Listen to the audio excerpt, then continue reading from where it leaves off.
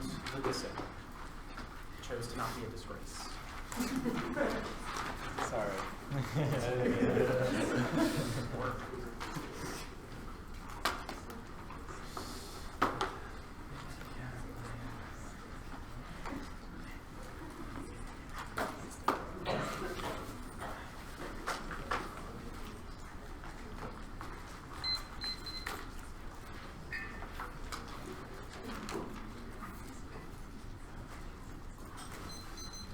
Okay,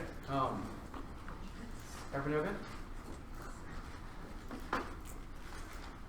17 seconds is not sufficient to mitigate a large proliferation impact. Is try or die for the affirmative. Proliferation guarantees extinction, increases the risk of conflicts, crisis, and instability. Accidents ensure nuclear miscalculation leads to brinksmanship. That guarantees the nations go to war with each other. That is magnitudes larger than things like disease, which empirically don't cause extinction, but nuclear weapons would guarantee global conflict and destruction of the environment, which was the Avery card that was extended at the bottom of the Avery card extended at the bottom of the one year. Their only answers is that past countries disprove and that it's slow and realism. Past countries do not disprove. Our evidence takes into account and shows that those nations have been super risky. That brash evidence says looking back at history is not an empirical basis as to whether or not people are going to proliferation will not be risky in the future. Other nations will not have good technology. There's a bunch of close calls of truth. Things can go wrong. A single nation mishandling nuclear weapons, being irrational or misperceiving something. A single broken air incident guarantees nuclear escalation. You should not risk that. Second of all, is there a card about 17 years for spread? Doesn't matter because even if it's a longer term, it still guarantees extinction. Second is their evidence does not assume a world of NDT collapse. The code card says in a world without the NDT, that proliferation would be rapid fire because nations would have incentive to rapidly acquire it, and all the controls that make it slow now would go away. Realism was not conceded. We extended the code card that says that realism functions within the world. The NDT can function in a realist world because it manages security dilemmas and increases transparency between states. But obviously, realism isn't the overarching truth for society because we've had international institutions that have been effective, like the NDT, over the past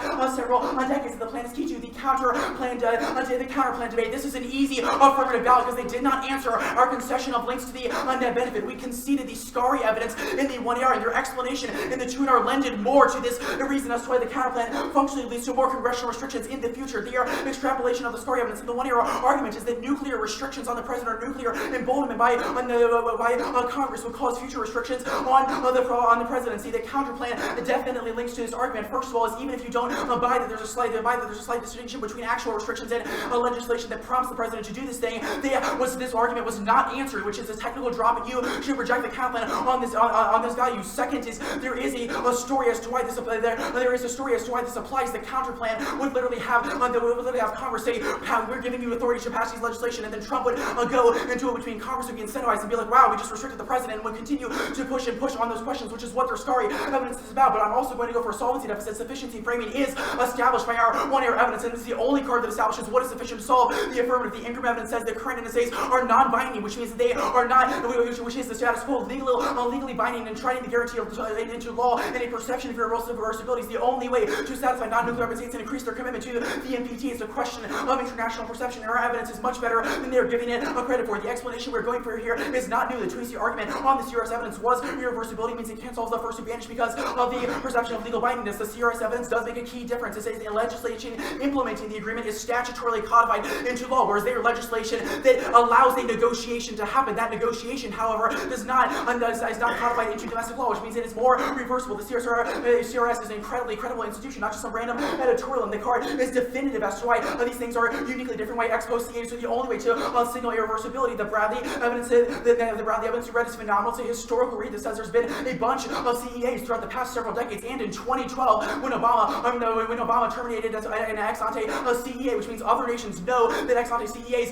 can be terminated via historical law. Second is the Stone evidence, which says hard legislation, once it has been enacted, is crucial. The only card that they have that is any bit good is this Harrington piece of evidence, but it is comparing to ex ante CEAs to things like treaties, not to things like ex post CEAs, which our evidence says are uniquely more binding. All of the evidence they read is why the counter plan avoids, because it is not a restriction on the president, is our argument, because it doesn't bind the president to actually do anything. The counter plan solvency deficit is in there. The counter plan solvency evidence for this is embarrassing. First is the glove evidence, which says that they are interchangeable with treaties. That does not mean that they are perceived the same way. The Bradley evidence makes the same argument that they are interchangeable with treaties, which isn't an answer. Obviously, people out of the State Department and government know what is happening. Empirics guide this CP. The looks super weird to them, especially because it's not the normal process, the disadvantage proper. They have mishandled our impact chart. We've conceded the argument that speed and flexibility are crucial to solve terrorism, rogue state, and proliferation, which are all impacted by the 1AC proliferation evidence, which is proliferation evidence, which is the Cronin card. This is not a new argument. They read a card from John Yoo, which is the impact card that everyone reads to the war powers disadvantage. It's a turns case argument that says speed and flexibility are crucial to solve proliferation. We have read several cards. That's why the speed and flexibility is uniquely compromised by the president, and why Congress taking back control is crucial to U.S. speed and flexibility in international war powers, which the counter plan does not solve. So you can vote on a massive risk of proliferation independently. We are internal link to use thesis. Congressional flexibility is better, faster, more predictable, politically accountable than executive flexibility. Proves that we access a better internal link to the external impacts outlined in the 1NR U evidence. Don't strike the 1NR cards to reflow. They write a new impact scenario in the 1NR, which is fair game for the 1NR impact turns. Kentucky knows better than anyone, proved by the last debate. The Strickler card says that Congress is faster than the executive. They move quick. They move quickly on foreign policy decisions, proved by authorization of military force post 9/11. The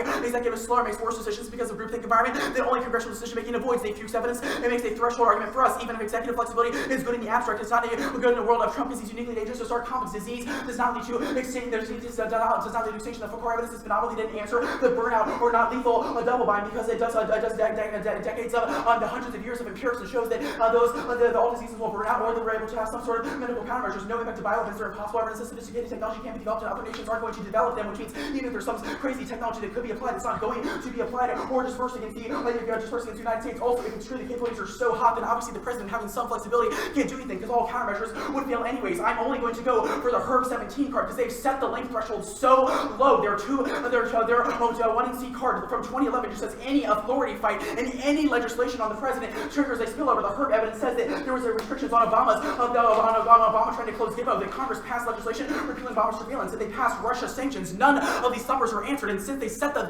length threshold so low, the risk of the dissent is literally zero.